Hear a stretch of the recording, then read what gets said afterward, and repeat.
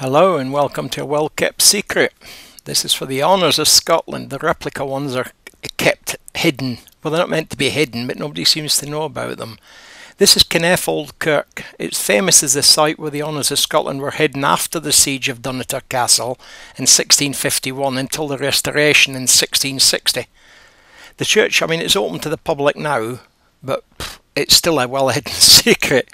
The bones on the lichens in the old churchyard are symbols of mortality, such as the crossed bones, and common in old Scottish kirkyards anyway. The profuse lichens testify to the high air quality in this part of rural Scotland. Kinneff kirkyard symbols, such as the skull, are common on Scottish tombstones too from the 18th century onwards. On the gable end wall, Kinneff Kirk, in honour of Mr Granger, put in a plaque who rescued the Scots Regalia from Dunottar and preserved them there. The old kirk was where from 1651 to 1660 the crown jewels of Scotland were hidden from the Cromwellian forces who had laid siege to the nearby Dunnottar Castle to capture them.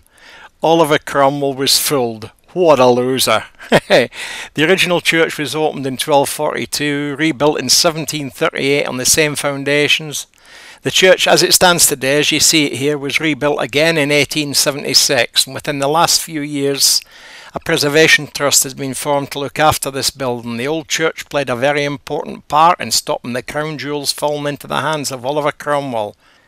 The items were all hidden at Dunottar, while Cromwell besieged the castle hoping to get his hands on the crown jewels. It was pretty safe, but not that safe. One story says Mrs Granger, the wife of the minister at Kinneff Old Church, managed to smuggle the crown jewels out of the castle, hidden in bundles of flax. Mr Granger hid them under a slab in front of the pulpit in the church, and they stayed there for 8 years till the restoration. Now, I know these are only replicas, but come on, Kinneff isn't that far away that it should be a hidden secret. These aren't even the real things, they're just replicas. But they're full-size replicas. Oh, I've just seen a ghost. Oh, there he is again. What a handsome ghost. My goodness. Oh, there. Oh, goodness, I didn't see that at the time. Well, isn't that peculiar? Oh, isn't he a good-looking lad? Absolutely amazing. Astounding what the ghosts look like in Kinneff. Huh. Terrific.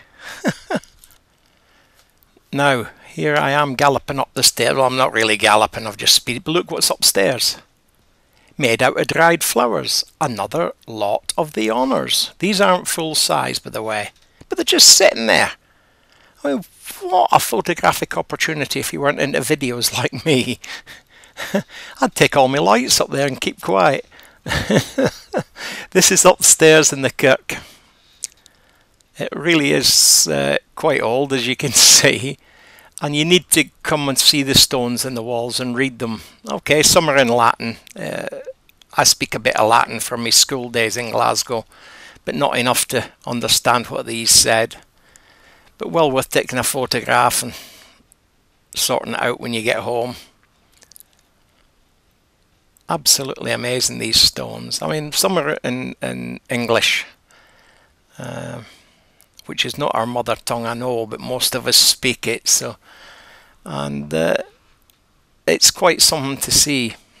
All this history, and I can't find any mention of it anywhere, except here in Kinneff. I even asked the manny that came. I was out photographing the graveyards, and the manny turned up from Aberdeen Parks, said he'd been coming here for 7 years or 6 years. And I said, did you know there was replicas of the Royal Scottish crown jewels in the church? And he said, well, no, I didn't know, but if they'd been in Aberdeen, somebody'd have nicked them by now. That just about weighs this. Perhaps this is why they kept it quiet. But they want donations, they need money, it's a trust fund. Look at this. It's amazing, only in a plexiglass case. It's like actually you could reach in and touch them. And they are full size. Oh, I just think it's amazing. It makes me proud to be Scottish, and I don't say that every day.